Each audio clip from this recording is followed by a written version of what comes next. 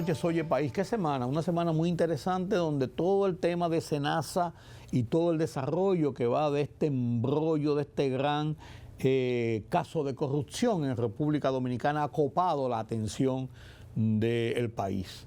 Como también copó la atención no solamente del país, sino del mundo. La entrega del premio Nobel a María Corina Machado, recibido por su hija, Ana Corina Sosa Machado, allá en Oslo, en Noruega, siendo uno de los hechos trascendentes mientras suben todas las tensiones y la escalada sobre lo que está pasando en Venezuela. En esta emisión les voy a presentar lo que fue la ceremonia de entrega del Nobel y también los comentarios de Carlos Cuello sobre la situación de la economía aquí en República Dominicana. Todo esto después de la pausa.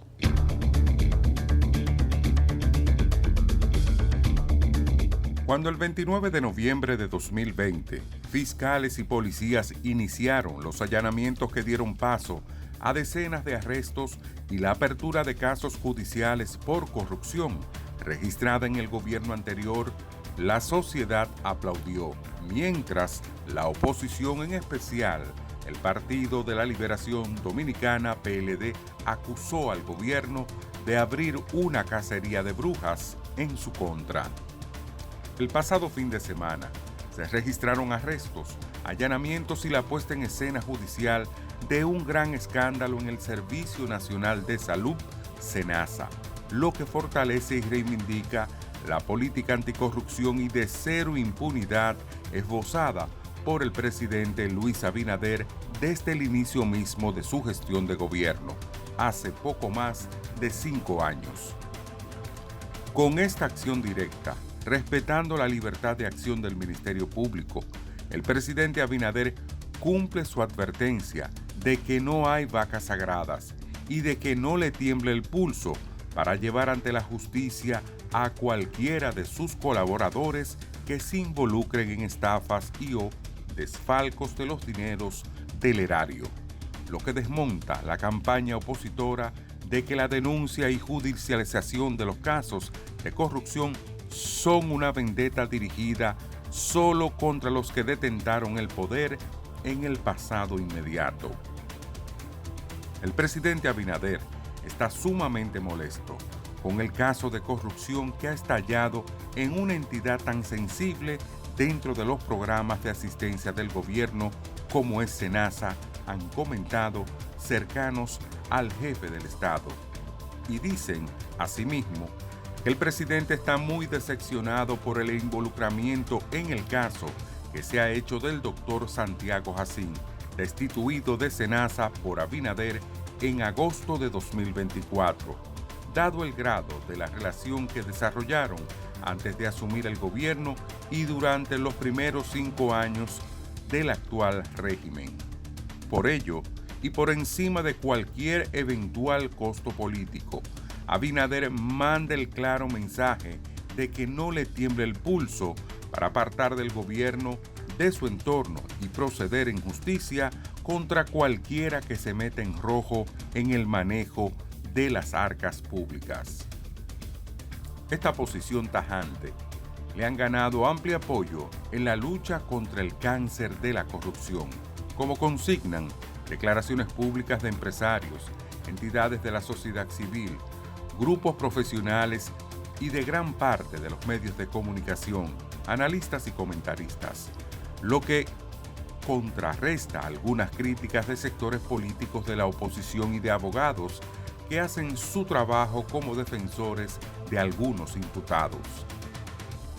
El caso habría comenzado a ser investigado desde noviembre de 2024 y al ser puesto ahora en manos de la justicia, queda clara la decisión de que se procura vencer la impunidad en los casos de corrupción, sin violentar la libertad de acción del Ministerio Público, una convicción que repite el presidente Abinader con la frase de que en su gobierno no hay vacas sagradas y que no le tiemble el pulso para actuar contra cualquiera de sus colaboradores que se robe el dinero del erario. He ordenado que SENASA se constituya en acción civil He ordenado que SENASA se constituya en actor civil para recuperar hasta el último peso robado. Los dominicanos pueden tener plena confianza en nuestro compromiso de que en este gobierno no hay espacio para la corrupción ni para la impunidad, dijo el presidente Abinader para ratificar la demanda del Estado de que los responsables del entramado mafioso denunciado en la ARS del gobierno sean castigados en justicia y que se devuelva lo sustraído.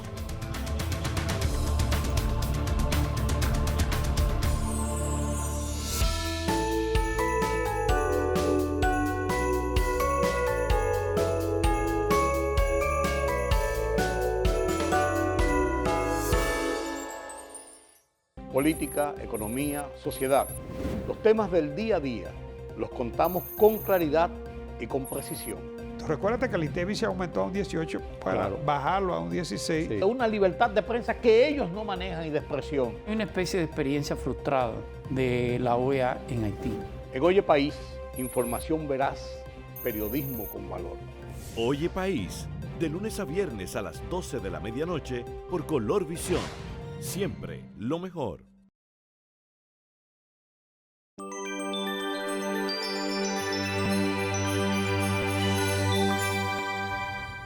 En Oslo se entregó este miércoles el Premio Nobel de la Paz.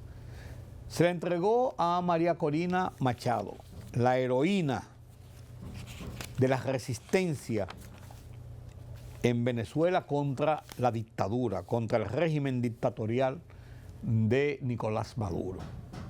Ella no pudo llegar a tiempo. Hay una odisea de cómo trató de llegar allá. No pudo llegar a tiempo. Sin embargo, el premio fue entregado y lo recibió su hija Ana Corina Sosa Machado, que leyó el discurso de su madre, lo que su madre quería decir. María Corina está ya en Oslo, pero no llegó a tiempo para participar en la entrega del premio. Y hay una historia que parece de película de cómo fue sacada de Venezuela y cómo llegó a Oslo, incluyendo una parada, una escala en República Dominicana.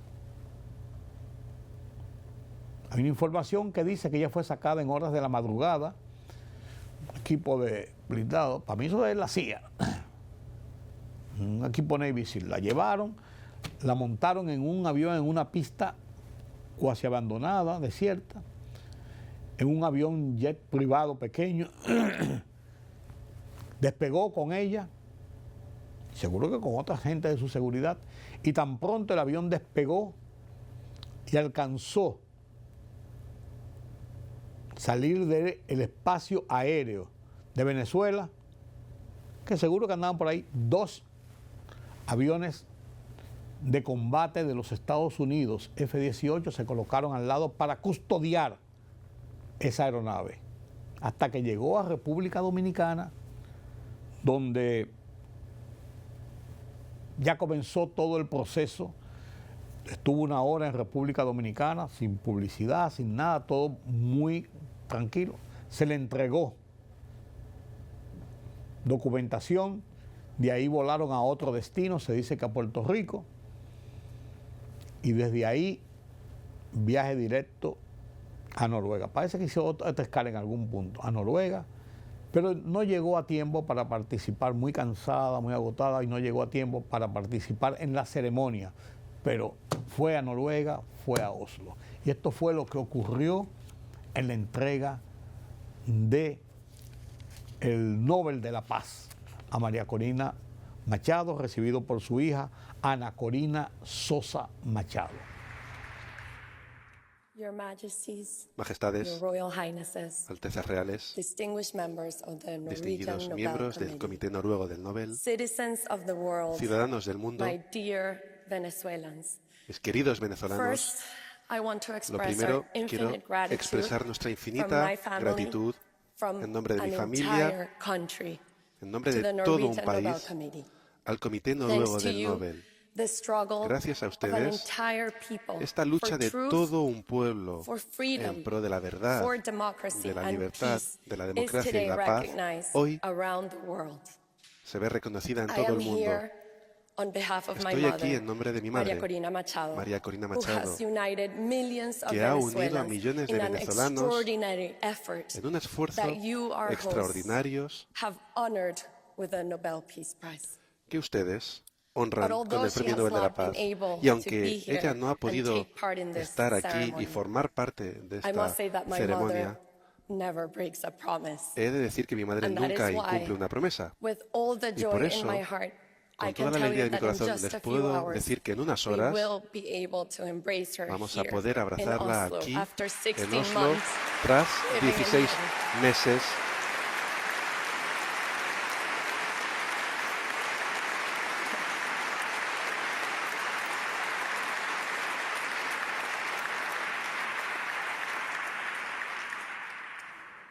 And as I await that moment to hug Y her, to conforme kiss espero her, ese to momento para embrace her abrazarla, after para 2 darle un years, beso, para abrazarla tras 2 I años, think of the other daughters pienso en and las sons otras hijas who do not e get to hijos see their mothers que today. no pueden ver a sus madres hoy. This is what drives her. Esto what es lo que drives la all of mueve, us. lo She que wants nos to mueve a live todos in a free nosotros. Ella Venezuela, quiere vivir en and una she will Venezuela never libre give up y on that nunca purpose. se va a rendir para lograr is why ese objetivo. we all know, Y por esta and I razón, know, todos sabemos, yo that she sé, will be back in que Venezuela ella very soon. volverá muy pronto a Venezuela. In the meantime, Mientras tanto, at this moment, I face the conforme llega ese difficult momento, task me of enfrento giving voice a la difícil to her tarea words. de dar The speech voz a sus she prepared palabras, for this occasion. al discurso que ha preparado ella para This esta is ocasión. her speech. Este es su discurso. I have come here to tell you a story. He venido aquí para contarles una The historia, story of a people la historia and their long de un march pueblo toward freedom. y de su larga This march marcha hacia brings la me here libertad. today Esta marcha as me one trae voice hoy amongst aquí millions of como Venezuelans una sola who voz rose entre millones de venezolanos once again que to se levantaron reclaim the una vez destiny más that was always para theirs. reclamar el destino que siempre fue Venezuela suyo. was born of audacity, Venezuela shaped by peoples and nació de la cultures audacia, intertwined. From Spain, moldeada por pueblos y we culturas inherited a entrelazadas. language, a De culture, España and a heredamos faith un idioma, una that cultura merged with y una ancestral fe indigenous and que African se roots. fusiona con las raíces In indígenas, 1811, ancestrales, we africanas wrote también the nuestras. En first 1811 constitution in the redactamos Spanish-speaking world. la primera One of the constitución earliest Republican del mundo constitutions on earth, hispanohablante, una de las affirming primeras the constituciones radical republicanas de la idea Tierra, afirmando that la idea every radical human being de que carries todos los a seres sovereign humanos dignity. This tienen constitution una dignidad soberana. Esta enshrines constitución citizenship, individual rights, religious liberty, consagra la ciudadanía, los and derechos separation individuales, of la libertad powers. religiosa y la separación de Our poderes. ancestors carried Nuestros liberty on their ancestros backs. They llevaban la crossed an libertad entire a sus continent, espaldas, from the cruzaron todo un banks of the continente Orinoco desde to las the orillas del heights of the Orinoco Potosí, a to help los give altos del rise to Potosí societies para of free ayudar and equal citizens. a las Out of sociedades a the tener conviction ciudadanos libres e that iguales, freedom is never whole con unless it is shared. la convicción de que From la the libertad beginning, nunca es plena we salvo que se believed something comparta. Desde el simple principio and hemos creído immense, en algo sencillo that e all inmenso, human beings que are todos los born seres to humanos be free. hemos nacido para That ser conviction libres. Esa became our convicción national soul. se convirtió In the 20th en century, nuestra alma nacional. the earth opened. En el siglo In XX, 1922, la the Tierra Reventón in La se Rosa abre. En erupted for 1922, el 9 reventón de la days, Rosa a fountain of oil and erupcionó possibility. durante 9 días. In peace, Una we fuente de turned that petróleo y sudden wealth posibilidades. into an En la engine paz, for knowledge and esa imagination. riqueza la convertimos en un motor de Through the conocimiento e ingenuity imaginación. of our scientists, A través del we ingenio de nuestros eradicated científicos, disease. erradicamos We las built enfermedades. universities of global Construimos prestige, universidades con prestigio museums and mundial, concert halls, museos, sent salas de thousands of concierto. Venezuelans abroad through scholarships, Mandamos a trusting miles de that free venezolanos al minds would extranjero con return becas, as transformation. confiando en que volvieran Our para cities transformar glowed nuestro with the país. connected Nuestras art of ciudades Cruz brillaron. Diez and Soto. We forged steel, aluminum, and hydropower. Forjamos Proof that acero, Venezuela could aluminio, build hidroenergía, sabiendo que Venezuela podría hacer aquello que se propusiera. Y Venezuela también se convirtió en un refugio. Abrimos nuestros brazos a migrantes y exiliados de todos los rincones del mundo. Españoles que huían de la guerra civil, italianos y portugueses que escapaban de la pobreza y de la dictadura, judíos tras el Holocausto, chilenos, argentinos y uruguayos que huían de regímenes militares, cubanos que escapaban del comunismo, familias de Colombia, de Líbano, de Siria que buscaban la paz. Les dimos hogares, escuelas, seguridad y se convirtieron en venezolanos. Esto es Venezuela. Construimos una democracia que se convirtió en la más estable de Latinoamérica, donde la libertad se desplegaba como una fuerza creativa, pero incluso la democracia más fuerte se debilita cuando los ciudadanos olvidan que la libertad no es algo que tengamos que esperar, sino es algo que convertimos. Es una decisión personal deliberada y la suma de esas decisiones forman un ethos cívico que tiene que ser renovado cada día. La concentración de todos los ingresos en el Estado crearon incentivos perversos. Dieron al gobierno un inmenso poder sobre la sociedad, algo que se tradujo en privilegios y en corrupción. Mi generación nació en una democracia vibrante y la dimos por sentada. Asumimos que la libertad era tan permanente como la tierra, como el aire que respiramos. Apreciábamos nuestros derechos, pero olvidábamos nuestras obligaciones. A mí me crió un padre cuya vida fue trabajar, construir, crear, servir. Me enseñó que crear un país significaba asumir la responsabilidad que teníamos por su futuro. Y tenemos que reconocer lo frágiles que se han convertido nuestras instituciones. Un hombre que una vez lideró un golpe militar acabó derrocando la democracia y fue elegido presidente. Muchos pensaron que el carisma podía sustituir el Estado de Derecho. Desde 1991 en adelante, el régimen desmanteló nuestra democracia, violando la Constitución, falsificando nuestra historia, corrompiendo el ejército, purgando a jueces independientes, censurando a la prensa, manipulando las elecciones, persiguiendo a los que disienten y devastando nuestra extraordinaria biodiversidad. La riqueza por el petróleo ya no se utilizaba para levantar y para unir. Se entregaban por televisión a las familias lavadoras y neveras, a familias como premios. Se hacían espectáculos entregando apartamentos a unos pocos solo. Lo único que hacían era mostrar una obediencia incuestionable. Y luego llegó la ruina, una corrupción obscena, el saqueo histórico. Durante los años del régimen, Venezuela ha conseguido más ingresos por el petróleo que en todo el siglo anterior y todo ha sido robado. El dinero del petróleo se convirtió en una herramienta para comprar lealtades en el extranjero. Y en casa, los grupos terroristas criminales e internacionales se fusionaron con el Estado. La economía se colapsó en más de un 80%. La pobreza superó el 86%. Hoy, 9 millones de venezolanos se han visto forzados a huir del país. Y esto no son estadísticas, son heridas abiertas. Mientras tanto, algo más profundo y corrosivo ocurrió. Fue un método deliberado para dividir a la sociedad a través de la ideología, de la raza, del origen, a través de las formas de vida, llevando a Venezuela, a los venezolanos, a desconfiar los unos de los otros, a silenciarse entre sí, a ver enemigos en los demás. Nos han asfixiado, nos han tomado como prisioneros, nos han matado y nos han forzado a exiliarnos. Han sido casi 3 décadas de lucha contra una dictadura brutal. Y lo hemos intentado todo. Diálogos traicionados, protestas de millones aplastadas, elecciones pervertidas. Creer en cualquier tipo de futuro se ha convertido en algo imposible. La idea de cambio parecía o ingenua o algo loco. Parecía imposible. Pero desde lo más profundo de nuestra desesperación, un pequeño paso pudiera parecer modesto, pero cambió el curso de nuestra historia. Decidimos, contra todos los pronósticos, presentarnos a las elecciones primarias. Y como cualquier acto de rebeldía, elegimos confiar en la gente, redescubrirnos los unos a los otros. Viajamos por carretera, por caminos polvorientos, en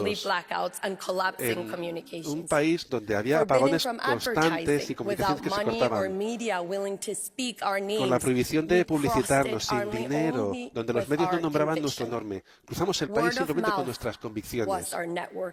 El boca a boca fue una red de esperanza y se expandió más rápido que ninguna otra campaña, porque el deseo por la libertad estaba muy vivo dentro de nosotros y nunca había muerto.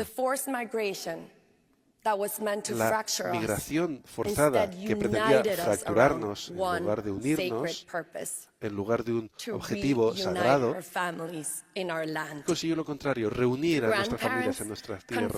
Los abuelos, muchos murieron mientras tenían a sus nietos en el extranjero. Niñas que querían que sus madres volvieran a nuestro continente. Nuestro dolor se fundió en un latido del corazón, llevando. El objetivo era traer a nuestros hijos a casa. En mayo de 2023, durante un meeting, una profesora llamada Carmen se acercó a mí y me contó que se había prestado para ser jefa de calle. Jefa de calle es un agente del régimen para decidir casa por casa quién recibe comida al mes y quién es castigado con el hambre. Asombrada de ver ahí a esa mujer en el meeting, preguntamos por qué estás aquí. Y la jefa de calle dijo: mi único hijo se ha ido a Perú y me ha pedido estar aquí hoy. Me ha dicho que si María Corina se presenta, volverá a casa.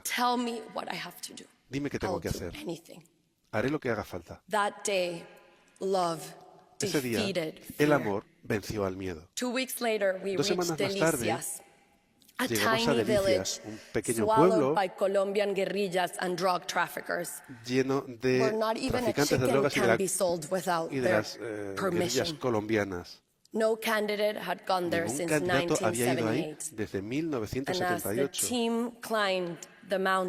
Y conforme el equipo escalaba esa montaña, veía banderas venezolanas ondear desde todas las casas. De manera ingenua, pensé si era fiesta y por eso sacaban las banderas. Y alguien me dijo: no, aquí las banderas siempre están escondidas. Sacarlas, ondearlas es peligroso. Hoy la gente las ha sacado para darte las gracias por atreverte a venir. Ese día, todas las familias plantaron cara a esos ejércitos que querían acabar con sus vidas. Y cuando cantamos el himno nacional juntos, la soberanía volvió de una manera frágil y desafiante. Ese día, el valor venció a la opresión. Nuestros encuentros eran reuniones íntimas de miles. Nos abrazábamos, nos llorábamos, rezábamos. Entendíamos que nuestra lucha era algo mucho más que algo electoral. Era una lucha ética por la verdad, una lucha existencial por la vida, una lucha espiritual por el bien. Con menos de un año antes de las elecciones presidenciales, teníamos que unir a todas las fuerzas democráticas y restaurar la confianza en el sistema de votaciones. Las primarias eran ese momento un esfuerzo cívico autoorganizado que quería construir una red ciudadana a nivel nacional, algo que nunca había visto Venezuela. Y el 22 de octubre de 2023, contra todos los pronósticos, Venezuela se despertó. La diáspora, una tercera parte de nuestra nación, reclamó su derecho a votar. El hijo que se fue votó junto con su madre, que se quedó. colas que rodeaban manzanas, tanto que nos quedamos sin papeletas. Confiamos en la gente y ellos confiaron en nosotros. Lo que comenzó como un mecanismo para legitimar el liderazgo se convirtió en el renacimiento de la confianza de una nación en sí misma.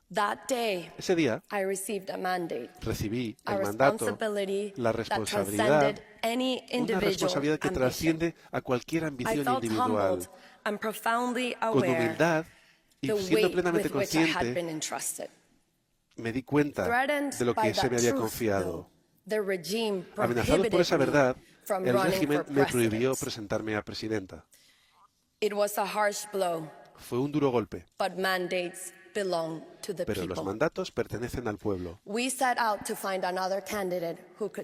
Nos propusimos encontrar otro candidato que pudiera ocupar mi lugar. Edmundo González Urrutia dio un paso adelante. Un exdiplomático calmado. El régimen creía que no suponía ninguna amenaza, pero lo subestimaban. Subestimaban a millones de ciudadanos, una sociedad plurante y vibrante que en toda su diversidad ha encontrado la unidad en un objetivo común. Comunidades, partidos políticos, sindicatos, estudiantes, sociedad civil, todos unidos, trabajando como uno para que la voz de una nación pudiera ser escuchada. Estábamos a 3 meses del día de las elecciones y casi nadie conocía su nombre. Pero los votos no eran suficientes. Teníamos que defenderlos. Durante un año construimos la infraestructura para hacerlo. 600.000 voluntarios en 30.000 centros electorales, aplicaciones, plataformas digitales, call centers en la diáspora, escáneres, antenas de Starlink, ordenadores portátiles, ocultos en caminos de comida, de fruta que llegaban a todos los rincones de Venezuela. Una herramienta para la libertad. Sesiones de formación secretas que hicimos al amanecer en la parte de atrás de las iglesias, en sótanos. Y por último, llegó el día de las elecciones, el 28 de julio de 2024. Antes del amanecer ya había colas rodeando manzanas,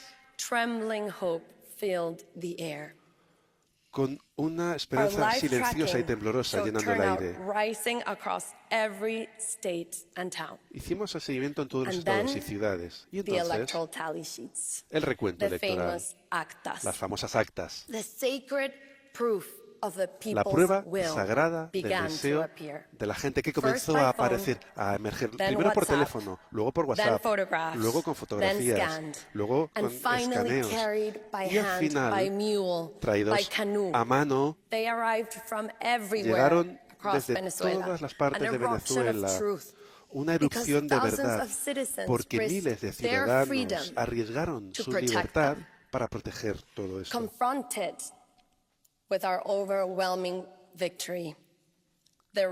Confrontándonos a una victoria enorme. Y el régimen emitió una orden desesperada. Los soldados tuvieron que expulsar a los voluntarios de los centros de votación. Y no se les permitió recibir las actas de recuento que tenían derecho, pero los soldados desobedecieron. Edmundo González Urrutia ganó con el 67% de los votos en todos los estados y ciudades.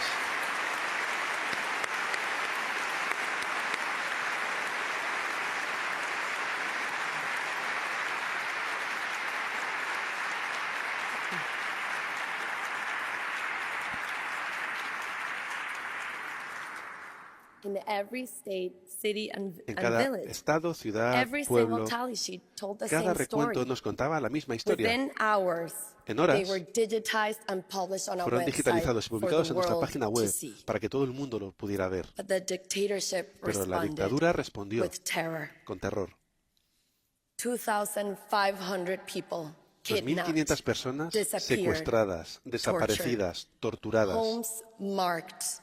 Casas marcadas, familias enteras tomadas como rehenes, sacerdotes, profesores, enfermeras, estudiantes, cualquiera que se atreviera a compartir un acta fue perseguido. Estos son crímenes contra la humanidad, documentados por las Naciones Unidas. Terrorismo de Estado desplegado para enterrar el deseo de la gente. Unos 220 niños detenidos tras las elecciones, que fueron electrocutados, golpeados y asfixiados, hasta que repitieron la mentira que el régimen necesitaba, incriminándose falsamente de haberme pagado a mí por protestar. Mujeres y niñas en la cárcel, que ahora son forzadas, obligadas a la esclavitud sexual para soportar el abuso a cambio de una visita a su familia, de una comida o de la posibilidad de darse un baño. Sin embargo, el pueblo venezolano no se ha rendido. En los últimos 16 meses, en la clandestinidad, hemos construido nuevas redes de presión civil y de desobediencia y disciplina, preparándonos para la transición ordenada de Venezuela hacia la democracia. Así es como vamos a llegar a este día. Un día en el que llevamos la voz de millones de personas que están en el umbral de la libertad. Este premio tiene un significado muy profundo. Recuerda al mundo que la democracia es esencial para la paz. Y más que nada, lo que los venezolanos podemos ofrecer al mundo es la lección aprendida a lo largo de este viaje difícil y largo, que para tener democracia debemos tener el deseo de luchar por la libertad. Y la libertad es una decisión que tiene que ser renovada cada día y se mide por nuestra predisposición, nuestro deseo, nuestra valentía de defenderla. Por esta razón, la causa de Venezuela trasciende nuestras fronteras. Un pueblo que elige la libertad para contribuir no solo a sí mismos, sino para contribuir, hacer una contribución a la sociedad. Alcanzamos la libertad solo cuando nos negamos a dejar darnos la espalda a nosotros mismos, solo cuando vemos la verdad de manera directa, independientemente de lo dolorosa que sea, cuando queremos aquello que verdaderamente importa en la vida y que nos da fuerza para perseverar y para prevalecer.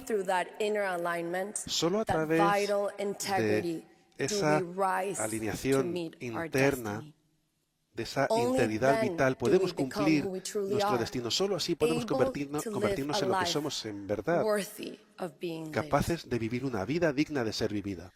A lo largo de esta marcha hacia la libertad, hemos logrado certezas profundas sobre la verdad del alma, preparándonos para construir un gran futuro en paz. Por ello, la paz, en último término, es un acto de amor. Este amor ya ha puesto nuestro futuro en movimiento. Venezuela volverá a respirar. Abriremos las puertas de las cárceles y veremos a los miles de aquellos que han sido injustamente detenidos salir para que les bañen los rayos del sol. Veremos a abuelas recibir a sus nietos para contarles historias no de antepasados lejanos, sino de la valentía de sus propios padres. Veremos a estudiantes debatir sobre ideas de manera apasionada y sin miedo, expresando su voz sin miedo. Volveremos a abrazar, volveremos a enamorarnos, volveremos a llenar las calles con risa, con música. Esas alegrías tan sencillas del mundo volverán a ser nuestras. Queridos venezolanos, queridas venezolanas, el mundo se ha maravillado con lo que hemos logrado y pronto será testigo de uno de los momentos más conmovedores de nuestro tiempo, cuando nuestros seres queridos vuelvan a casa. Y yo Volveré a estar en el puente de Simón Bolívar, donde una vez lloré por los miles que se iban, y los recibiré de nuevo ante esa vida luminosa que nos espera a todos. Porque al final, nuestro viaje hacia la libertad siempre ha vivido dentro de nosotros. Volvemos a nosotros mismos. Volvemos a casa. Permítanme rendir homenaje a los héroes de este viaje, a nuestros presos políticos, los perseguidos, sus familias y todos aquellos que defienden los derechos humanos, los que nos han acogido, nos han alimentado y lo han arriesgado todo por protegernos, los periodistas que se negaron a permanecer en silencia, a los artistas que llevaron nuestra voz, a mi excepcional equipo, a mis mentores, a mis compañeros activistas sociales y políticos, a los líderes de todo el mundo que se han unido a nosotros para defender nuestra causa, a mis 3 hijos, a mi adorado padre, a mi madre, a mis 3 hermanas, a mi querido y valiente marido. Todos me han apoyado a lo largo de toda mi vida. Y por encima de todo, a los millones de venezolanos anónimos que han arriesgado sus casas, sus familias, sus vidas por amor. A ellos pertenece este honor. A ellos pertenece este día. A ellos pertenece el futuro. Gracias.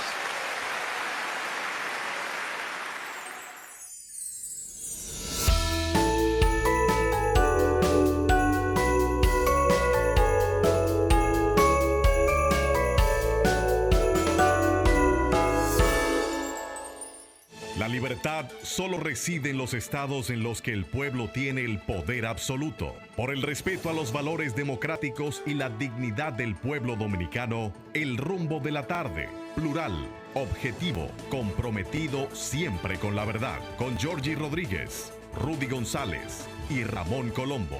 Los poderosos ya están en el aire.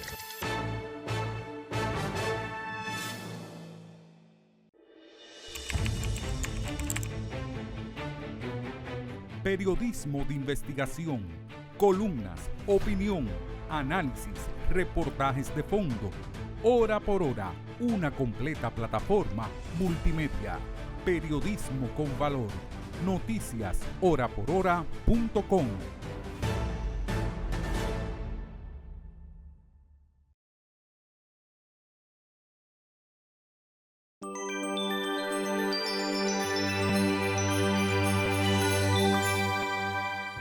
Gracias por continuar con nosotros aquí en Oye País. Qué bueno que nos acompañan para pasar revista a los temas de la economía nacional e internacional.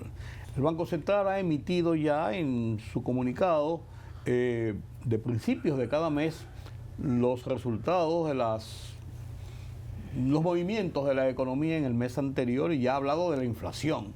Uno de los ejes centrales, la inflación, crecimiento, tasa de cambio. O sea, hay unos ítems, por así decirlo, que son los que la gente le presta mayor importancia y que conforman el todo, por así decirlo. Que los plátanos subieron y son uno de los factores importantes de la inflación. Yo no voy a dar detalles de eso porque no me lo sé, sino lo que yo leí, pero las intríngulis la tiene como cada semana don Carlos Cuello. Buenas noches, don Carlos. Buenas noches, don Ruti. Efectivamente, el Banco Central reveló la inflación correspondiente al mes número 11, ya noviembre. Sí, al echarse la paloma, como se dice. Exacto. Y es alta, 0,71. Había sido el mes anterior de 0,55. Y solamente hay un mes que registró 0,71, que fue el mes de agosto también. Okay. Era de esperarse porque los efectos de la tormenta Melissa impactaron lo que son los precios, sobre todo los productos agropecuarios, ¿no? 0,71, y el acumulado enero-noviembre ya está por encima del 4, que es la media, ¿no? 4,08. La interanual de noviembre a noviembre, 4,8. O sea que parecería que la inflación va a terminar entre, digamos, para mencionar un rango, entre 4.08 y 4.8. 4.5 podría ser, digo, viendo una media. Exacto, si se repitiera la de este mes, digamos que sea 0.73, terminaría justamente 4.81, que es la interanual, ¿no? O sea, es muy difícil que ahora en el mes de diciembre se consiga por lo menos que el nivel de precio se reduzca. No, es muy difícil, prácticamente imposible. No. La demanda produce que haya más hacia el alza que hacia la baja. Claro, porque hay una presión sobre la demanda como consecuencia del aumento de la masa monetaria, ¿no? Claro. Entonces, esa es la situación. Bueno, como sabemos, la media es 4, más o menos 1, el objetivo meta inflación. Todavía estaría dentro del objetivo meta inflación. Sí, que hasta, como es más 1, menos 1, podría ser 5 el tope. 3 el mínimo. Exacto, y como destaca el Banco Central, serían 31 meses dentro del objetivo meta inflación, ¿no? El grupo que más impactó aquí fue el de alimentos y bebidas no alcohólicas. 1.96, casi un 2%. Y ese grupo, el comportamiento del grupo de alimentos y bebidas explica el 71.5% del resultado del índice de precio al consumidor. De todo modo, ya en la recta final, casi cerrando el año, ¿no? Con la proyección que nos atrevemos a anticipar de un 4.5, 4.8, ¿no? Es satisfactorio el hecho de que el reajuste salarial que se practicó este año fue de un 20, con un 12, está por encima de la inflación. Sí. Y en el caso de que se fuese a hacer una indexación del salario para el año que viene, ya los trabajadores cuentan con un 8% que está diferido para ser aplicado, creo que ahora en el mes de enero. Del 20% de reajuste salarial que se hizo, hay un 8% que se va a aplicar en enero. O sea que... ¿Qué combinación, qué significa la combinación de la reducción del crecimiento que va a andar por 2 punto algo, el nivel de inflación de 4.5, vamos a ponerlo en el centro, de 4.5, y la tasa cambiaria en niveles alrededor de 64, un poquito más, un poquito menos? Esta combinación, ¿qué escenario, qué significa para la economía dominicana en el 25 y para el 26? Mira, el objetivo meta inflación tiene a su favor el hecho de que hace más predecible lo que podría ser, digamos, el nivel de precio de la economía y mayor control, como lo indica su nombre, sobre la inflación, o los precios, para el caso lo mismo. Pero tiene la desventaja de que el banco se obliga al Banco Central a vigilar la inflación por encima de lo que podría ser crecimiento. Fíjate que ese es el dilema de la Reserva Federal. Con una inflación por encima del objetivo meta, que gira en torno al 3%, Donald Trump presionar al presidente para que reduzca la tasa de interés. En el caso nuestro, recuerda que la tasa de interés se mantuvieron alta y probablemente si se hubiese reducido la tasa de interés, digamos, se incentivaba la demanda y la inflación. Pero el problema, el efecto no deseado de esa política monetaria expansiva es la inflación. Entonces la inflación ha condicionado mucho lo que es el comportamiento de la economía. Incluso la misma depreciación del tipo de cambio, en ocasiones para determinados sectores, sobre todo los generadores de divisas, conviene dejarla que sea el mercado el que la fije. Claro. Turismo, zona franca. Sin embargo, fíjate que el Banco Central utilizó parte de su reserva y ha mantenido niveles de reserva con un alto costo de oportunidad, ¿no? Precisamente para también para apuntalar el tipo de cambio. Correcto. O sea que el objetivo meta inflación condiciona hasta cierto punto lo que podría ser el crecimiento de la economía con un efecto no deseado, que es la inflación. Pero eso, entonces, ¿tú crees que eso, con la visión que se tiene de tratar de lograr que el año que viene, que el año próximo, se conjuren algunos de estas situaciones presupuestarias, por ejemplo, que hubo ahora, de menos recursos para la inversión y de satisfacer demandas, ¿Tú crees que con estos niveles podríamos entrar en un año con una visión de continuar sin tener que llegar a la famosa reforma fiscal? La reforma fiscal yo creo que es inminente, porque a la acumulación de déficit por parte del gobierno también manda señales al mercado de que no se pierde la confianza en la economía, ¿no? Además, también podría ser inflacionaria en la medida en que el gobierno decida financiar el déficit utilizando recursos locales o internos, ¿no? Sí. Pero para el año que viene se tienen expectativas de crecimiento sobre la base de que la inflación se mantenga baja y de que las tasas de interés sigan reduciéndose para estimular la demanda, incentivar la demanda, ¿no? Es sobre esa base que se espera. Si la inflación sale de control, entonces va a ser difícil que se puedan mantener tasas de interés baja, imposible, diría yo. Sí, claro. Porque si tú tienes una inflación de un 8, no puedes tener tasa de interés por debajo de lo que es la inflación. Una cosa lleva a la otra. Exacto. Entonces va a depender mucho de que se logre mantener el control sobre la inflación, de que la tasa de interés sobre todo se modifiquen, de que a la baja, ¿no? Uh-huh.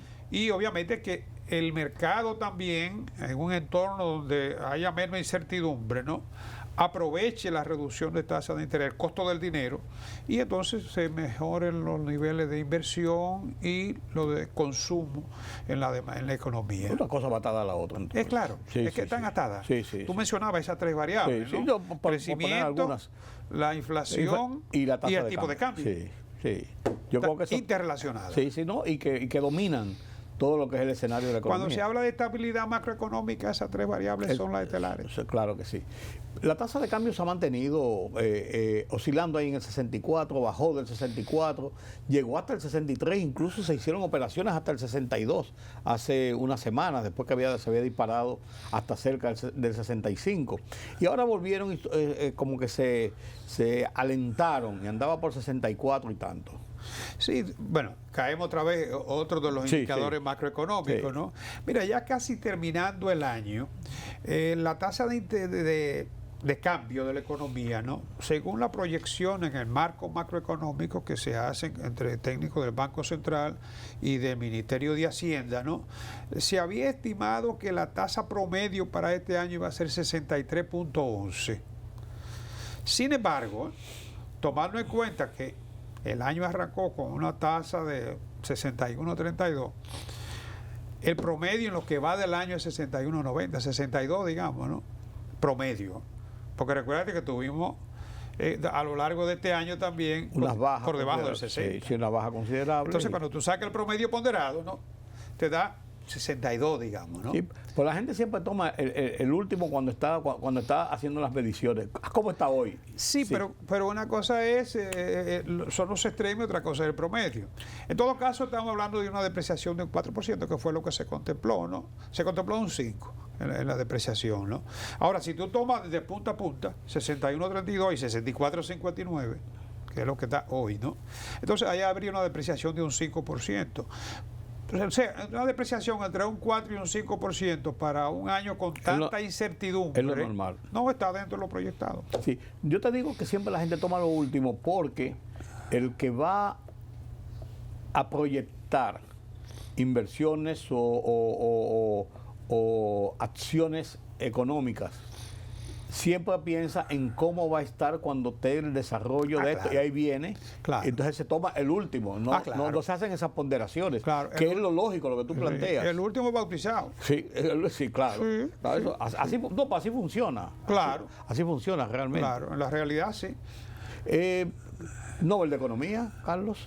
Sí, el último Nobel que no lo otorga la Academia, es el Banco de Suecia, tengo entendido que lo entrega, o de Noruega. Banco de Noruega. De Noruega. Pero fue creado en el 69. El primero que se lo dieron fue a Paul Samuelson, destacado economista norteamericano, de los fundadores del MIT. Ahora se lo dieron a 3 economistas. Uno norteamericano, aunque nació en Países Bajos, pero es de la Universidad de Northwestern, Estados Unidos.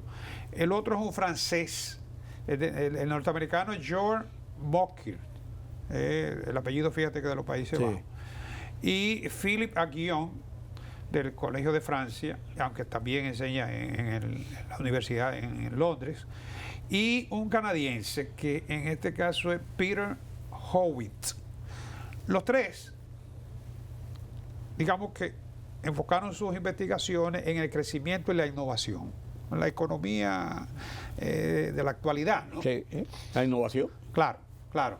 O sea, hay teoría, mucho antes que ellos, el caso de Solow, el caso de, bueno, en el caso específico de la destrucción creativa, ya hay un autor que se llama Joseph A. Schumpeter, del 83 al 50, fue profesor en Estados Unidos, aunque es austríaco, ¿no?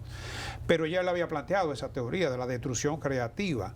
O sea, y esto lo que plantea es la necesidad de que cuando se produce el cambio, no solamente que se cree en la tecnología, sino que la gente la integre a lo que es su diario vivir, porque no hacemos nada con crear tecnología y avanzada. Tenerla ahí como una embarcada. Sobre todo que hay una actitud frente al cambio. Tú lo viviste en los medios de comunicación, cuando tú dirigías un periódico, que los periodistas que tú tenías, que estaban acostumbrados, y ese era como el ritmo de una sala de redacción, claro, sí. El tecleo, ¿no? Sí. Ese era el sonido ambiental, por así decirlo. Algunos no asimilaron. No, Sencillamente. yo tuve periodistas que no lo asimilaron. No. Hubo que buscar alguna alternativa. Sin embargo, las ventajas eran obvias. Es imposible competir hoy en día sin la integración de tecnología. Lógico. Entonces, esto da origen a lo que se llama, a retomar, ¿no? La teoría de la destrucción creativa. Es necesario destruir, cambiar, para tú poder avanzar. Necesariamente, ¿no? Entonces, los tres economistas convergen en la necesidad de la innovación para lograr el crecimiento. Es prácticamente imposible, repito, que una economía hoy en día pueda lograr crecimiento. Y el mejor ejemplo es el caso de China en la actualidad, y la India, ¿no? Que son países que no necesariamente han desarrollado la tecnología, porque vamos a estar claros, lo que han hecho es adaptar la tecnología, ¿no? Y, por supuesto, mejorar, ¿no? Porque lo grande, claro, las tecnologías siempre se producen en los países, la mayoría de las tecnologías que cambian el mundo se producen en los países ricos, que son los que pueden destinar recursos para investigación y desarrollo. Eso es correcto. Ahora mismo tú coges las 10 empresas líderes de tecnología, probablemente 8 o 9 son norteamericanos. Sí. China ha sido, en ese caso, muy ha sabido aprovechar. Sí, ¿no? Y ha avanzado mucho. Claro, ¿no? Ha integrado y ha mejorado esa tecnología, ¿no? Corea del Sur también, sí, ¿no? Japón tradicionalmente. Claro, Japón fue, imagínate, recuerda los primeros vehículos japoneses que llegaban. Y los desarrollos tecnológicos primero arrancaron por Japón. Pero nadie pensó que Japón podía tener un vehículo líder en el mundo, como lo ve Toyota, por ejemplo, o lo ve Honda. Hoy en día, con la tecnología del vehículo eléctrico, China arrancó. Fíjate que Estados Unidos... y apostó a eso. Claro, ¿no? Porque arrancó, el que comienza de último no tiene compromiso con el pasado, ¿no? Estados Unidos ha tenido que destruir Detroit o ver caer Detroit, ¿no? Para entonces ir desarrollando, aplicando tecnología a los vehículos eléctricos. Fíjate que una de las empresas líderes en el mundo hoy en día, en la industria automotriz y de las empresas más valiosas del mundo, es la de Elon Musk. Sí. Tesla. No existía 20 años atrás. No. ¿Por qué? Porque Tesla no sabe lo que es un motor de gasolina. No. Ellos no hicieron el crossover. Ellos arrancaron en el eléctrico. Lo mismo le pasa a China con los vehículos eléctricos, que arrancaron, se montaron. Y fueron perfeccionando. Claro, tienen vehículos de gasolina, claro. Pero su liderazgo está en la tecnología del futuro, no, porque ya es del presente, ¿no? Entonces, esto es lo que ellos resaltan aquí. El gran dilema para los países subdesarrollados, cómo integrar la tecnología, primero porque su desarrollo no solamente es económico, también es mental. Sí. Hay que adaptarse a eso. Hay que estar preparado, hay que enfocarse en eso. Eso es uno de los grandes problemas. Claro. No digo la producción de alta tecnología, ya eso va más allá. Se puede conseguir, por ejemplo, aquí se están fabricando algunos que otros productos de tecnología, pero es a través de la zona franca, ¿no? Sí, y no necesariamente procesos. Sí, son procesos no necesariamente para nuestra producción y desarrollo económico, sino para otros. Sí, pero queda algún valor agregado, ¿no? Lógico. O sea, gente que trabaja ahí en zona franca, que están bregando con tecnología, algo queda. O sea, claro, pero es más lento que los que lo desarrollan lo desarrollan para el desarrollo de su economía. Sí, la transmisión es más lenta. Claro. Pero repito, los países de tercer mundo son los que tienen aquí la desventaja. Sí. Porque aunque tienen acceso a la tecnología, cuesta. Sí. La tecnología cuesta mucho dinero. El resultado tú lo vas a ver después. Sí. En principio, tú tienes que hacer una inversión y asumir el costo de esa inversión. Claro. Y lo otro, la destrucción creativa. O sea, son dos niveles. Primero, crear la estructura para la producción y segundo, adaptar esa producción al desarrollo. Tú sabes lo que tú pensar que la rotativa que tú tenías en el periódico hoy en día fundiéndolas vale más que lo que ella podía hacer. Así es. Esa es la destrucción creativa. Y si no destruimos, si tú no eres capaz si no haces el cambio, si no haces el crossover, te queda. En todo el sentido, porque cuando hablamos de innovación, claro, la tecnología es la gente, por excelencia, ¿no? Pero cuando hablamos de innovación, estamos hablando también de los productos, los nuevos productos, que todos los años salen del mercado una gama de productos y entran otros, que a la medida en que el consumidor vea la ventaja, lo va a integrar, ¿eh? Aunque siempre habrá gente que va a decir que cualquier tiempo pasado fue mejor. Como dijo el poeta. Sí, eso es romántico. Exacto. Eso es romántico. Sí, pero no te creas, es un estrillillo de filosofía de vida para el que quiere justificarse. No, lógico, pero no para la realidad. Claro. Sí, la realidad es que el futuro, y apuesta al futuro. Y eso es la garantía hoy en día de que podamos mantener un crecimiento sostenible. Totalmente de acuerdo. Porque no es solamente hacerlo y ya. Claro. Es continuar. Claro. Y además la tecnología va en un desarrollo muy rápido y muy vertiginoso de mucha competencia. Claro. Pero fíjate que es interesante, ¿eh? No, pues muy interesante esa parte. Y da mucho de qué pensar en lo que es el desarrollo de países y regiones incluso. Sí, porque esto combina aquí la innovación, economía, con filosofía, con la psicología, con la actitud, el comportamiento. Óyeme, que son muchos factores. Ahí tiene que haber una filosofía y una actitud.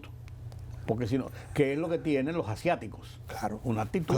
Claro. Eso es parte de lo que es la filosofía de vida. Claro. Así es. Don Carlos, gracias por estos teórico al final, ¿no? No, pero basado en una realidad de lo que está ocurriendo hoy. Claro. Eso no es romanticismo. No, es que eso es la practicidad de lo que está pasando hoy. Es que las teorías salen justamente de la interpretación de la realidad. Claro, sí. No estamos hablando de lo que ideal, sino de lo pragmático y la realidad. Claro. Gracias, don Carlos. Gracias a ustedes por acompañarme en este conversatorio con Carlos Cuello. Qué bueno conversar sobre la realidad actual y hacia dónde vamos. Es así. Gracias por acompañarnos. Mañana tenemos una cita nueva vez aquí en Color Visión. Yo soy Rudy González. Pasen un feliz resto de la noche.